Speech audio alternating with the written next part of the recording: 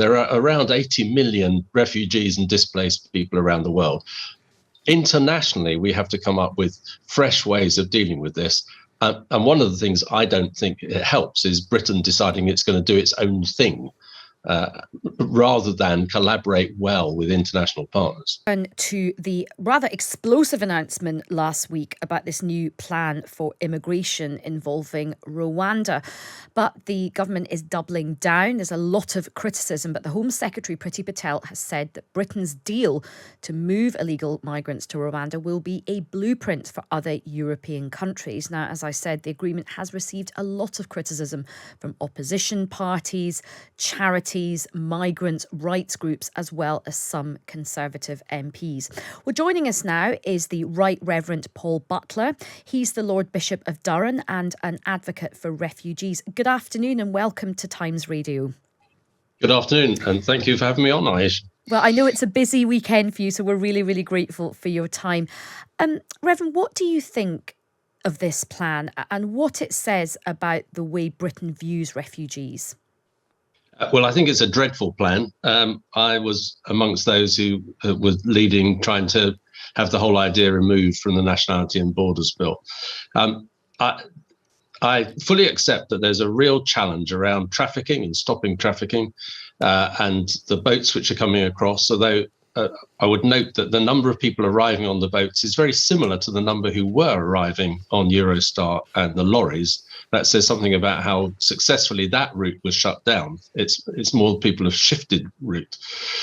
However, this really is such I think, an appalling way to think of treating those who are seeking asylum. Well, you have to remember, around 2/3 of those who arrive, when their claims are assessed, are found to be truly refugees and are given leave to remain.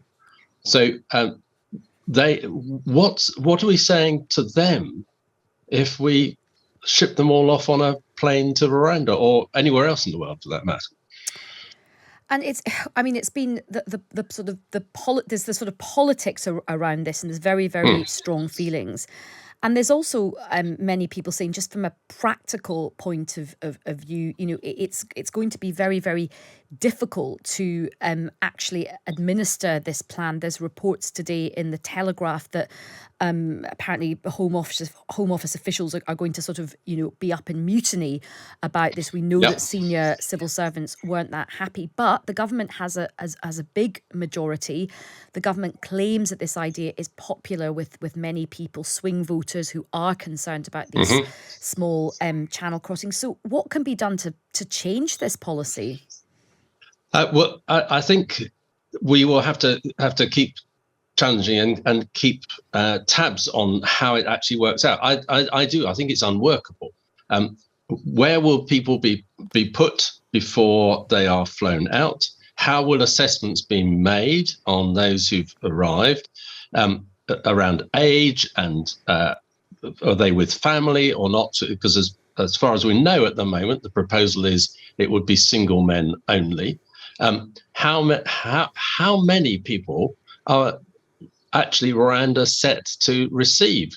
If there's 28,000 people came across last year, are we really saying that we'll be able to fly 28,000 people out and that they can all be accommodated in Kigali and their asylum claims checked and looked at? And so I think it's utterly unworkable. It will be very expensive. That's clearly one of the reasons that some of the Home Office officials, from what we've heard in the Telegraph report today, it really is going to be very expensive.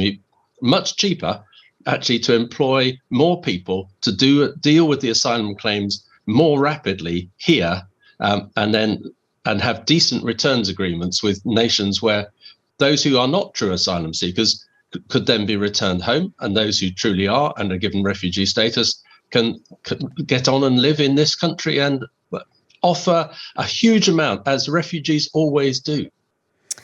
I mean, There is, we're having a very interesting discussion about refugees, the Ukraine crisis, and actually, to be honest, going back to the fall of Afghanistan to the Taliban over the summer, we've been having lots of conversations about setting up refugee schemes. Of course, Hong Kong as well. So there's been lots of positive conversations about wanting to help refugees. Yes. But why is it, do you think, people are unhappy and uncomfortable about one type of refugee compared to another type of refugee? That's sometimes so I think you're in some ways you have to take each one. Hong Kong, there's a historic link, and it's about British overseas nationals and so on.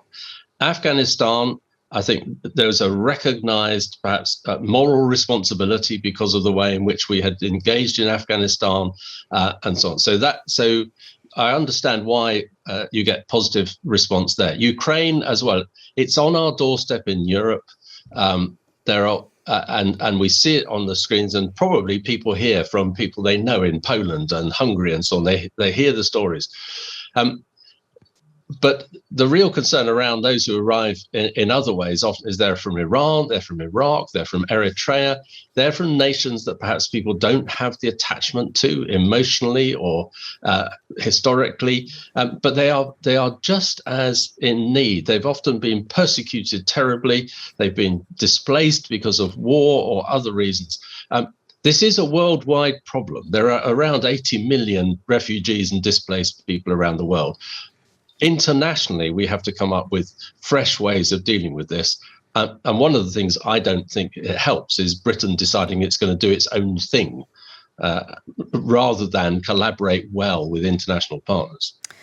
I mean, supporters of this plan say it may not be palatable. It might be quite an extreme plan, but it could work.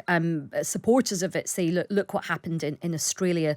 They did an offshoring. I mean, to be fair, this is a slightly different scheme because this is not an offshoring. This is a one-way ticket to Rwanda. And that is a very important distinction, just so that all our listeners are absolutely clear. Even if your asylum claim is successful in Rwanda, you ain't coming back to the United Kingdom. You're getting asylum in Rwanda. That's a very, very important point. But we spoke to an Australian former foreign minister who said, yes, it was expensive. Yes, it was pretty brutal in terms of the conditions, but it did really drastically cut the number of people coming over in boats to Australia. So even though it might be unpalatable, might it work? So I don't think it will. One is the distances involved. Just think about the geography. The Channel is a very small distance, and we are very close to Europe. Australia, we're dealing with much, much bigger distances and so on. What will happen, sadly, I think, is the traffickers will change their model. They will say, OK, single men, now you need to travel with a child, because if you turn up with a child, then actually you won't be removed from the UK. That we really don't want more children being trafficked, but I fear that's one of the things that will happen. Secondly, they will also move their operation to Rwanda, and they will look out for those who've been removed to Rwanda and offer to traffic them back to the UK on another route. That's exactly what happened with Israel when they did a similar deal with Rwanda, which was then abandoned in 2018 because the Israelis discovered that it didn't work. I don't think it will stop at all. I think we need better, safe and legal routes from other places than those we've already lined up for Ukraine and Afghanistan and Hong Kong. That's a better way forward, as is processing much more rapidly, much more effectively when people arrive here. And do you think, I mean, the government is saying that it doesn't need fresh legislation to do this. What's your response to that? So technically, they're correct. The 2004 legislation allowed for the removal of individuals to another place. I don't think anyone ever anticipated that would be mass movement of people. I think it was designed for individuals. The very fact that there's stuff going through in the current Nationality and Borders Bill around this also suggests that the government themselves, I think, know that it was never designed for mass movement of people. And one of the things that's in the Nationality and Borders Bill is this whole business of inadmissibility because of the way people arrive. That's new, and they know that they need something different in the law. I have no doubt it will be challenged very quickly by people like UNHCR, Refugee Council, by individuals. And final question to you, Reverend, and thank you so much for your time. I mean, this is a very holy weekend for a number of religions. Yep. We are all, whether of faith and none, thinking about, compassion and humanity. Why is it that, many people do seem to have such a harsh attitude to some of these people coming over in boats? I think very often it's misunderstanding of why people make the journeys, why people leave and flee. One of the things that certainly is my own experience is that when people meet refugees, they discover that they're human beings just like themselves. They hear the stories and they become sympathetic and compassionate. We saw that. For example, here in the northeast with Syrians when they came, where there was some people who were not sure about having Syrians living next door to them. Then they met them, they heard their stories, and it completely turned around. They became supporters, not just of those families, but of more people coming.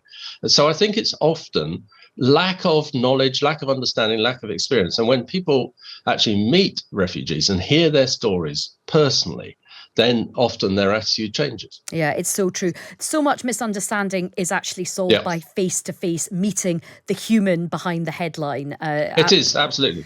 Well, listen, we're so grateful for your time. It's a super busy weekend for you, so thank you so much. Thank you very much. Well, no, thank you for having me on. That's the Right Reverend Paul Butler, who is the Lord Bishop of Durham and an advocate for refugees.